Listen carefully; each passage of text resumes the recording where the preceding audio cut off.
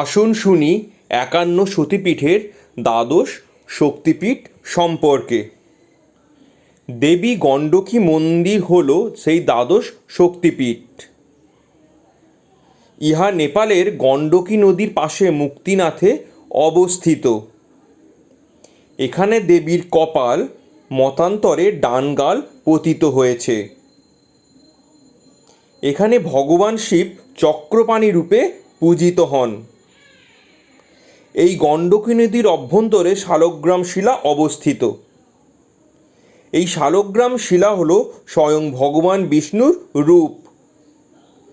এই দেবীর আরাধনা করলে সমস্ত বাধা দূর হয়।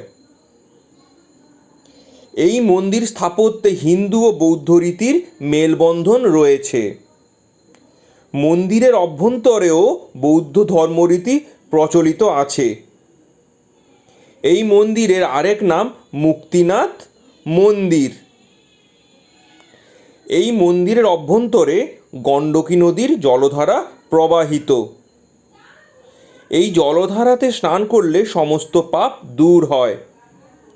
ইহা ধবলগিরি পীঠ নামেও সুপরিচিত। ওং নমো দেবী গণ্ডকী নমো।